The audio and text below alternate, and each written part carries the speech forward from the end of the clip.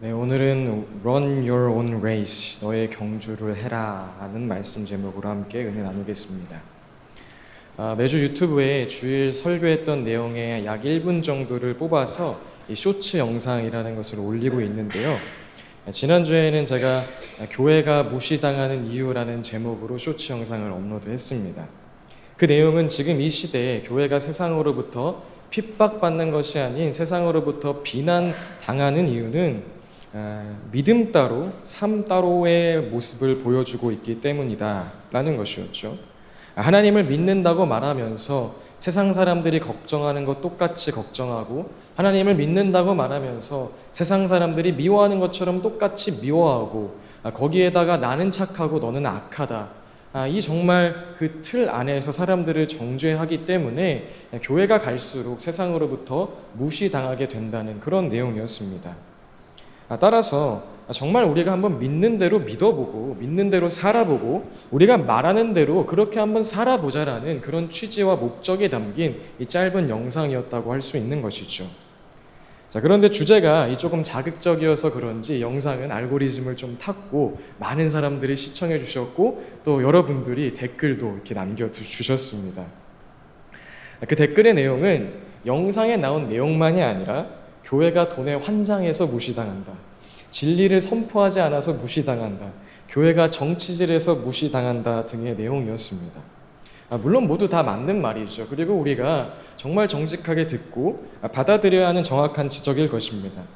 자, 그런데 그 글을 보면서 한 가지 안타까운 마음이 찾아왔는데, 그것이 무엇이냐면 그것은 우리가 그만큼 내가 바뀌어야 되고 내가 변화되어야 한다는 것, 그 사실을 인정하기를 참 어려워한다는 것입니다. 내 안에 변화되고 달라져야 하는 부분을 집중하기보다는 지금 힘든 것은 이 사람 때문이야, 이 상황 때문이야, 변화되고 반성하고 달라져야 하는 것은 내가 아니라 저 사람이고 저 교회야, 그렇게 남을 탓하고 블레임하기를 좋아한다는 것이죠. 물론 우리가 이 땅을 살아가면서 갖게 되는 불편한 마음들, 판단하고 정죄되어지는 부분들이 무조건 잘못되었다고 말하는 것 아닙니다. 분명 정확한 지적일 것입니다. 하나님께서도 우리를 통하여 하나님의 창조 질서를 벗어나 죄의 결과로 일그러진 수많은 영역들이 회복되고 고쳐지길 원하실 것입니다. 그러나 그 모든 불편한 감정에 앞서서 우리가 먼저 생각해 봐야 할 것이 있다면, 하나님은 그 모든 것 이전에 한 사람, 바로 저와 여러분이 먼저 변화되고 달라지길 원하신다는 것이겠죠. 이 사람 때문이야, 이 환경 때문이야 라고 탓하며 내가 아닌 그 사람이 변화되어야 한다고 지적하고 그들이 바뀌길 기대하는 것이 아닌, 그 사람을 또 그 환경을 변화시키기 위하여 먼저 내가 주 안에서 변화되어지고 먼저 내가 주 안에서 강해지길 원하시는 하나님의 마음이 있다는 것을 우리가 항상 기억해야 한다는 것입니다. 오늘 본문 1절에 보면 몇몇 사람들이 예수님께 나와서 최근 일어난 충격적인 사건을 알려주는 장면이 등장합니다.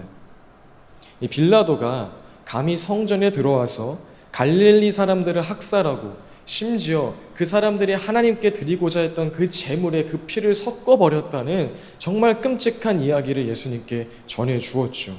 자, 그런데 여러분, 사람들은 왜 갑자기 예수님께 이 이야기를 한 것일까요?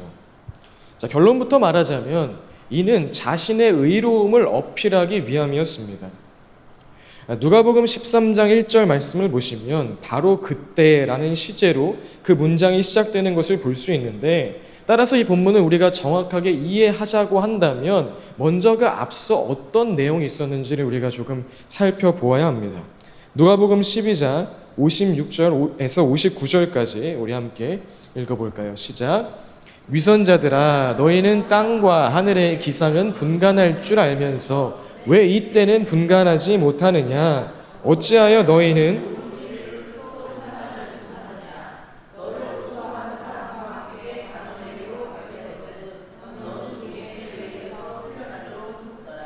그러지 않으면 그가 너를 재판관에게로 끌고 갈 것이고 재판관은 형무소 관리에게 넘겨주고 형무소 관리는 너를 옥에 쳐넣을 것이다.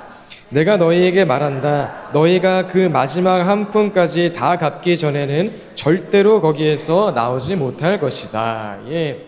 이 앞서 말씀을 요약하자면 이는 마지막 때를 분별하고 심판의 날이 오기 전에 화해해야 할 것이 있다면, 즉 돌이키고 회개해야 할 내용이 있다면 돌이키라는 그런 메시지였습니다.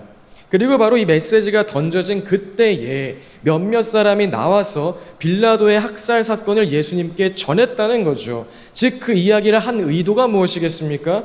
시대를 분간하고 시대를 분별하고 회개해야 할 것은 선민인 우리가 아니라 그 선민을 학살한 이 빌라도와 같은 자라는 이야기겠죠.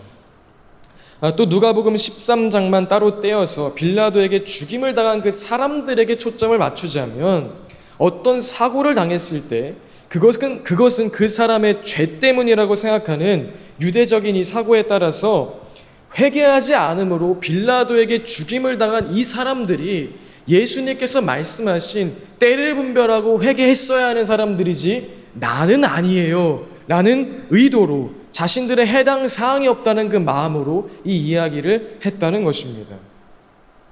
둘 중 어떤 것이 그들의 진짜 의도였던지, 그들이 이 사건을 예수님께 이야기한 것은 다시 한번 율법을 잘 지키고 어려서부터 하나님을 경외하고 여러 가지 신앙적 경험도 하고 죄로 인해 지금 사고를 당하지 않은 그런 나는 회개하지 않아도 괜찮은, 때를 분간하고 돌이키라는 말씀과는 거리가 먼 의로운 사람이라는 것을 어필하기 위하여서 예수님께 지금 이 이야기를 꺼내고 있었다는 것입니다.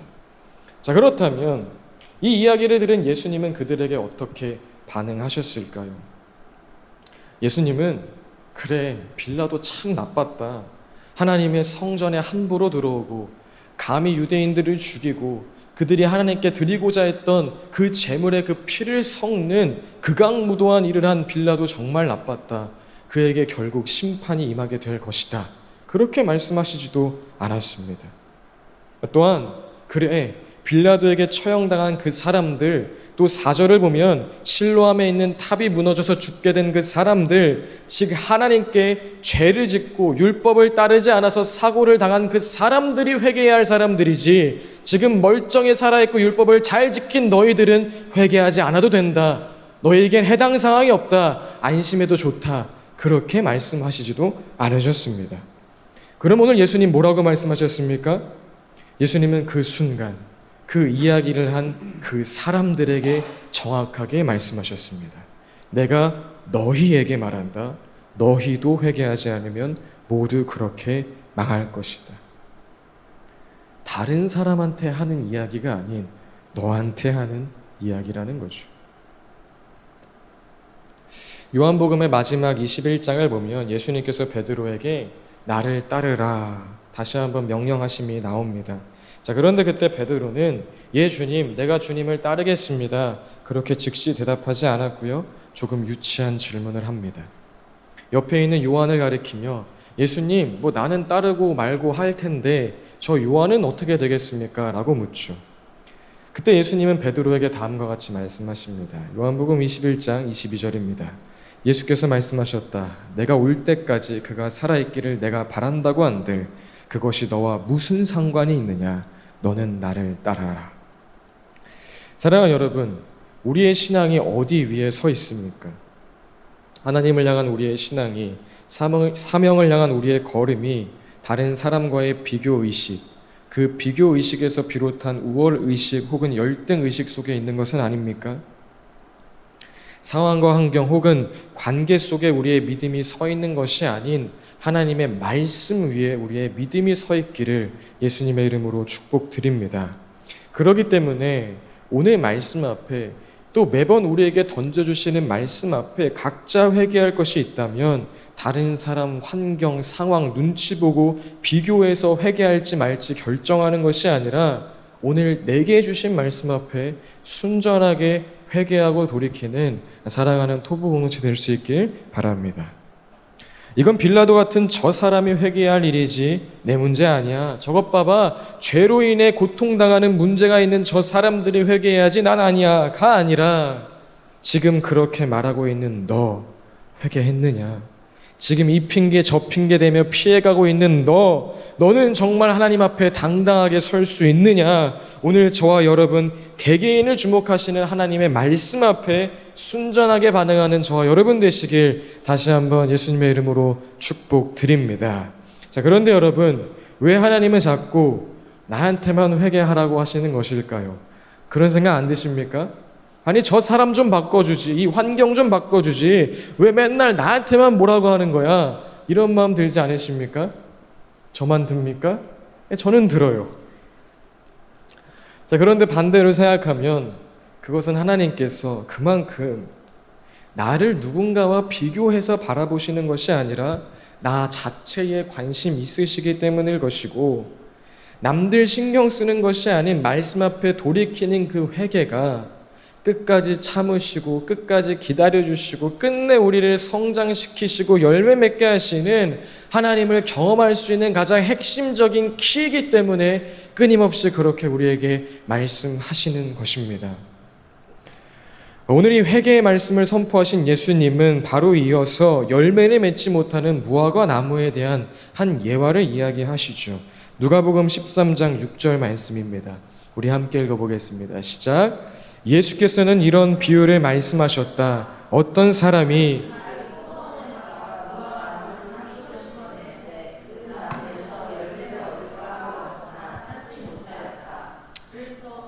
찾지 못하였대요. 어떤 사람이 자기 포도원에다가 무화과 나무를 한 그루 심었다고 합니다. 그런데 여러분, 왜 포도원에다가 무화과 나무를 심었을까요? 자, 이 부분에 대해서 먼저 문자적으로 우리가 생각을 해보자면, 당시 유대인들은 무화과 나무의 가지가 좋은 그늘을 제공해 주었기 때문에 종종 포도밭 모퉁이에다가 이 무화과 나무를 심기도 했다고 합니다. 즉, 문자적으로 해석하면 그냥 문화적으로 아무 의미 없이 거기에 무화과 나무를 심어 두었다는 거죠. 자, 그리고 상징적으로 우리가 조금 해석해 보자면, 수많은 무화과 나무 중 특별히 관리받는 포도원에 심어둔 하나님께 특별히 선택받은 무화과 나무라고도 우리가 볼 수 있을 것입니다. 자, 여하튼 우리가 이것을 문자적으로 바라보던, 우리가 조금 상징적으로 해석하든지 전혀 문제가 되지 않는 것은, 주인이 무화과 나무를 심은 것은 어떤 경우이든지 열매를 맺기 위함이었다는 것은 분명하기 때문입니다. 자, 그렇다면 진짜 문제는 무엇입니까? 그 나무가 지금 열매를 맺지 못하고 있다는 것이겠죠.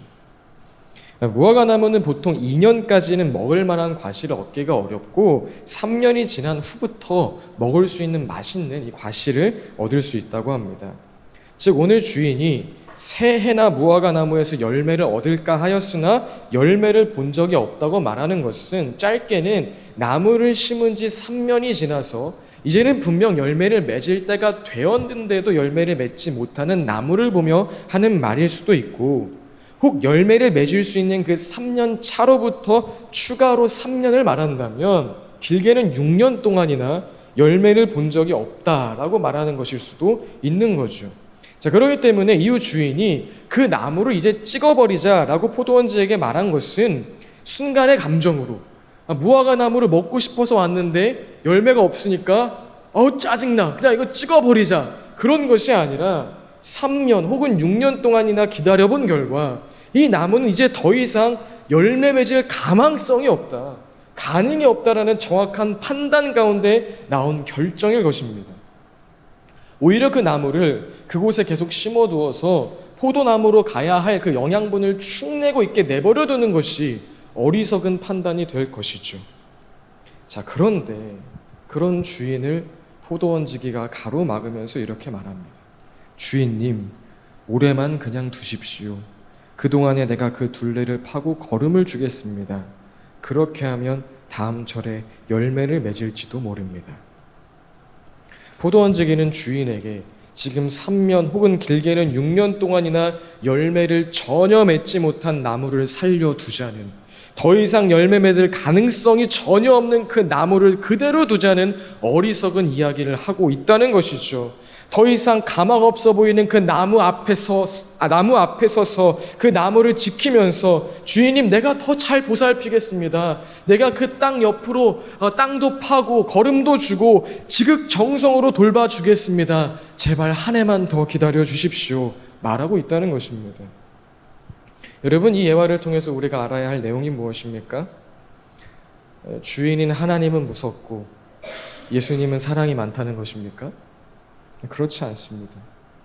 삼위 하나님 모두 끝까지 우리를 참아주시는 위대한 사랑을 가지고 계신 분이라는 사실입니다. 예수님은 끝까지 우리를 변호하여 주시고 하나님은 바보같이 또 그 말을 믿어주신다는 거죠. 이미 3년이고 6년이고 지났음에도 불구하고 그래 내년에는 열매가 맺히겠지, 내년에는 좀 달라지겠지, 그 사랑과 그 조건 없는 무한한 은혜와 긍휼로 열매 맺을 때까지 기다려주시는 분이 삼위 하나님의 사랑이라는 것입니다. 자, 그렇다면 예수님이 이 이야기를 회개하지 않으면 망한다는 메시지를 선포하신 후에 이어서 말씀하신 이유가 무엇이겠습니까? 제발 회개하여서 이 사랑을 경험하라는 것입니다. 자꾸 핑계대지 말고, 자꾸 피하지 말고, 다른 사람 손가락하지 말고, 지금 이 말씀을 듣고 있는 너 제발 회개하여서 이 풍성한 은혜를 누리라는 것입니다. 나에게는 썩어있는 너를 살릴 능력도 있고 너에게 줄 거름도 있고 사랑의 열매, 희락의 열매, 온유의 열매, 오래 참음의 열매, 그 모든 열매를 너에게 풍성하게 맺힐 때까지 기다리고 또 기다려줄 수 있는 그 무한한 사랑과 은혜가 있으니 스스로 의롭다 여기고 남들 손가락질하다가 결국 찍혀버리지 말고 제발 회개하여서 이 사랑의 하나님을 경험하라는 것입니다. 로마서 8장 1절에서 6절까지의 말씀 우리 한 목소리로 천천히 읽어보겠습니다. 시작. 그러므로 남을 심판하는 사람이여 그대가 누구이든지 죄가 없다고 변명할 수 없습니다.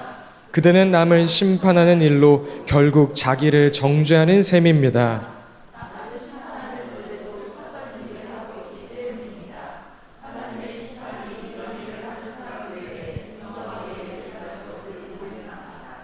이런 일을 하는 사람들을 심판하면서 스스로 그런 일을 하는 사람이여 그대는 하나님의 심판을 피할 수 있을 줄로 생각합니까? 아니면 하나님께서 인자하심을 베푸셔서 그대를 인도하여 회개하게 하신다는 것을 알지 못하고 오히려 하나님의 풍성하신 인자하심과 너그러우심과 오래 참으심을 업신여기는 것입니까? 그대는 완고하여 회개할 마음이 없으니 하나님의 공정한 심판이 나타날 진노의 날에 자기가 받을 진노를 스스로 쌓아 올리고 있는 것입니다. 하나님께서는 각 사람에게 그가 한 대로 갚아주실 것입니다. 아멘. 무화과 나무의 이 비유처럼 예수님은 하나님 한 해만 더 참아주십시오. 그렇게 끝까지 우리를 변호해 주시는 분이시고 하나님은 그 말을 또 바보같이 믿어주시는 무한한 사랑의 하나님이십니다.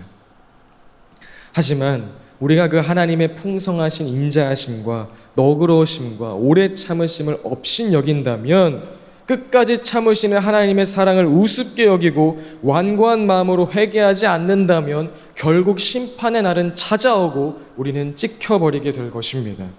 자, 그렇다면 그 하나님의 풍성하신 인자하심과 너그러우심과 오래 참으심을 우습게 여기는 그 완고한 마음은 대체 무엇입니까?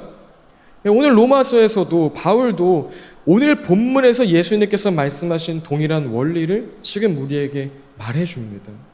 하나님의 오래 참으심을 업신여기는 그 마음은 바로 남을 심판하는 사람이요 이런 일을 하는 사람들을 심판하면서 스스로 그런 일을 하는 사람이요. 이건 내가 아닌 저 사람의 잘못이지, 저 사람 때문이지, 빌라도 같은 사람 죄의 결과로 고통당하고 있는 저 사람 이야기지 난 아니야, 난 의로워 라고 말하는 그 마음이 하나님의 오래 참으심을 우습게 여기는 완고한 마음이라는 것입니다. 나에게 말씀하시는 하나님의 말씀을 알아차리지도 못하고 듣지도 못하고 남을 정죄하며 피하는 자들이 하나님의 오래 참으심을 업신여기는 사람들이요, 그 마음을 가지고 있는 사람들이 결국 심판받게 된다는 것이죠. 말씀을 정리합니다. 오늘 말씀 제목이죠. Run your own race는 말 그대로 다른 사람 눈치 보지 말고 넌 너의 경주를 치르라는 것입니다. 다른 사람 회개했냐 안 했냐 이건 네 잘못이냐 내 잘못이냐 따지는 것이 아니라 오늘 하나님 앞에 각자 해결해야 할 문제가 있다면 나의 말씀으로 듣고 회개하라는 것입니다. 물론 우리의 신앙은 나만을 위한 신앙이 아닌 공동체를 향한 것이고 이 땅 가운데 하나님의 뜻을 실현하기 위함이지만 그 삶을 위하여 다른 곳에 한눈 팔지 말고 다른 사람과 비교하지 말고 하나님 앞에 개인적으로 싸워가야 할 싸움을 싸우라는 것입니다. 사랑하는 여러분, 오늘 말씀이 우리에게 구체적으로 직접적으로 제시하진 않았지만 각자 마음속에 회개해야 할 부분들, 즉 하나님의 생각과 마음을 따라 살아가지 않았던 부분들, 하나님께서 책망하시는 부분들 반드시 있을 것입니다. 나는 이 부분에서만큼은 다른 사람보다 괜찮지, 이건 내 문제가 아니라 다른 사람 문제지 라는 생각 속에 마주하지 않았던 죄의 영역도 분명히 있을 것입니다. 이번 한 주 여기 모인 한 사람 한 사람 우리 토부 공동체 개개인을 주목하시는 하나님 앞에 정직하게 서는 한 주 되길 예수님의 이름으로 축복드립니다. 회개할 것 있다면 회개하고 돌이킬 것 있다면 돌이키고 하나님 앞에 정말 결단해야 할 것 있다면 여러분 그냥 결단하면 됩니다. 그럼 그때 진짜 끝까지 참아주시고 끝까지 기다려주시고 끝내 우리를 열매 맺게 하시는 하나님의 온전한 사랑 그 풍성한 은혜를 경험하게 되는 것입니다. 그런 우리 사랑하는 토부 공동체 되시길 예수님의 이름으로 축복드립니다. 우리 그 마음 가지고 나의 백성이 함께 찬양하도록 하겠습니다. 여러분 다른 사람 바라보지 말고 오늘 우리가 회개해야 할 것 있다면 회개합시다. 저 사람 왜 저럴까? 이 상황 왜 그럴까? 라고 생각하는 것이 아니라 오늘 내가 돌이켜야 할 부분이 있다면 돌이킵시다. 그렇게 우리가 하나님 앞에 정직하게 오늘 나에게 주신 말씀 앞에 순종하며 회개하며 나아간다면 하나님께서 하나님의 때에 반드시 하나님의 일을 이루어 가실 줄로 믿습니다. 이 말씀 앞에 정직하게 서다 보면 정말 이 말씀이 너무나 커서 오늘의 현실이 너무나 어렵게 느껴질 때가 많습니다. 그런 말이 있죠. 컵으로 바닷물을 퍼낸다는 말처럼 정말 이게 가당키나 한가 가능한가 라는 생각이 찾아올 때도 많고요. 앞서 말한 것처럼 우리 청년들이 어제 이야기한 것처럼 정말 복음이 세상 가운데 승리한다는 거 가능한가? 정말 예수 그리스도로 이 땅을 멋지게 살아가는 것 정말 교회 안에 숨어 있는 것이 아니라 세상 가운데 빛과 소금으로 살아가는 것 가능한가? 그런 답답한 마음도 찾아옵니다. 그러면서 제 안에도 원망과 불평, 비판과 정죄의 마음들이 끊임없이 올라오기도 합니다. 하나님께서 이 땅 가운데 부흥의 때를 부어주셨을 때에 왜 제대로 준비하지 못했는가? 왜 그들은 이 다음 세대 청년을 미전도 종족으로 만들었는가? 그럼에도 왜 여전히 내 교회 지키겠다고 제대로 말씀 앞에 서지 않는가? 이런 울분에 찬 마음들도 솔직히 올라올 때가 너무나 많습니다. 그런데 하나님은 그냥 그런 순간 앞에 오늘 말씀 이대로 얘기하시는 것 같아요. Run your own race. 그냥 너가 달려야 할 싸움을 싸워가라. 그냥 너가 해야 하는 걸음을 걸어가라. 데이비드 플랫 목사님의 복음이 울다라는 책을 보면 목사님께서 이제 선교 여행을 다니시면서 정말 그 답답한 마음들을 고스란히 담아낸 그런 책입니다. 정말 말도 안 되는 상황들, 여전히 정말 어린 소녀들이 10대 소녀, 아니 10대도 안 된 소녀들이 성매매로 팔려가고 정말 제대로 된 교육을 받지 못하고 굶어 죽어가는 그 수많은 선교 영역들. 그러나 여전히 미국 땅에서는 화려한 찬양, 화려한 음악, 편안한 교회, 우리끼리 잘 믿는다, 그것을 향해 나아가고 있는 모습들. 근데 그 앞에서 어찌할 수 없는, 주님 어찌해야 합니까? 어찌해야 합니까? 정말 그 울분이 그대로 담겨 있습니다. 근데 그 책에서도 데이비드 플라 목사님이 정말 그 결심을 하나님 앞에 쏟아놓더라고요. 오늘 내가 해야 할 것을 하겠습니다. 그게 이 시대를 우리가 살아가야 되는 진정한 마음가짐인 것 같습니다. 제가 되게 비판적인 사람이거든요. 비난을 하려고 하면 진짜 잘하는 사람이거든요. 근데 정말 성도 앞에서, 하나님 앞에서 약속하는 것이 있어요. 저 그거 안 하려고 합니다. 제가 시리즈 설교를 하는 이유가 있어요. 교회를 보고 세상을 보고 만나는 관계를 보면 내가 하고 싶은 말이 생기잖아요. 뭐 예를 들어서 우리 장보원 집사님 어떤 부분에 문제가 있다, 그럼 정확히 정신 차리라고 말씀 전하고 싶고, 그리고 지금 이 세상 가운데 정말 우리가 지적해야 될 부분이 있다면 거기에 필요한 말씀 찾아서 그 이야기를 하고 싶은 마음이 목회자로서 당연히 찾아오거든요. 근데 그거 정말 안 하려고요. 정해져 있잖아요. 다음 주는 어디예요? 누가복음 14장이에요. 그냥 그거 하는 거예요. 왜요? 저는 하나님의 말씀에 능력 있다고 믿어요. 그게 오늘 내가 싸워가야 할 싸움이라고 믿습니다. 그래서 앞으로도 그러려고 해요. 참 마음 가운데 여러 가지 불편한 마음 들어오는 거 사실이지만, 왜 이런 나라, 왜 이런 기독교, 왜 무시받는 기독교가 되었는가, 그거에 대한, 그럼에도 여전히 왜 나 잘났다고 말하고 있는가, 이미 막 화가 올라오잖아요. 하려고 하면 되게 잘할 수 있어요.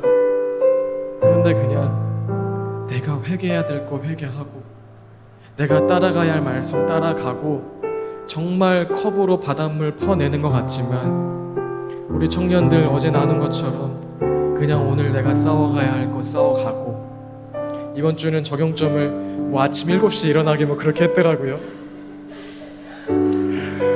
여러분, 기독교가 이렇게 약해졌다 이 말이에요. 아침 7시에 주의 나라 위에 성실하게 일어나는 것조차 힘겨워하는 기독교가 되어버렸다는 거예요. 근데 그거 싸워가는 거, 그거 맞는 거예요. 정말 그래, 저 사람은 왜 저렇습니까? 왜 우린 이렇습니까? 내가 이 사람 때문에 피해봤잖아요. 이런 상황 때문에 지금 우리가 이 문제잖아요. 빌라도 같은 사람들, 죄 때문에 고난당한 저 사람이 회개해야 되는 아니잖아요. 이게 아니라 아침 7시에 일어나겠습니다. 오늘 나에게 주신 말씀, 오늘 나에게 책망하시는 부분이 있다면 그거 받아들이고 한 걸음씩 묵묵하게 걸어가겠습니다. 주변에서 아무리 뭐라고 할지라도, 주변에서 아무리 힘들고 어려운 상황들이 생길지라도 오늘 나는 나의 레이스를 달려가겠습니다. 그게 이 시대 우리가 하나님 앞에 주의해야 할 태도라고 믿습니다. 이 시간 함께 기도할 때 지금도 성령님께서 오늘 내가 회개해야 될 부분들, 내 마음의 불편한 영역들 찔러주신다면 우리가 돌이키자고요. 우리가 회개하자고요. 그리고 주님, 오늘 내가 걸어가야 할 그 한 걸음 한 걸음 걸어가겠습니다. 그 용기 더하여 주옵소서. 우리 말씀 붙들과 함께 기도하겠습니다. 주님 감사드립니다. 하나님, 나는 저 사람보다 낫죠. 저런 사람들이 회개해야지 난 아니죠. 난 잘하고 있죠. 하나님, 그 교만한 마음으로 오늘 나에게 말씀하시는 하나님의 음성을 피해가지 않게 하여 주옵소서. 다른 사람 신경 쓰고 다른 사람 눈치 보고 상황 따라 환경 따라 좌지우지 되는 것이 아니라 Run your own race. 오늘 나에게 말씀하시는 그 말씀 따라 회개할 것 있다면 회개하고, 돌이킬 것 있다면 돌이키고, 결단해야 할 것 있다면 결단하며 묵묵하게 한 걸음씩 나아가는 사랑하는 교회 공동체 되게 하여 주옵소서. 그때에 하나님의 그 무한한 사랑, 끝없이 기다려주시는 사랑으로 결국 우리 모두 열매 맺는 무화과 나무가 되게 하여 주옵소서. 주님 감사드립니다. 예수님의 이름으로 기도합니다. 아멘.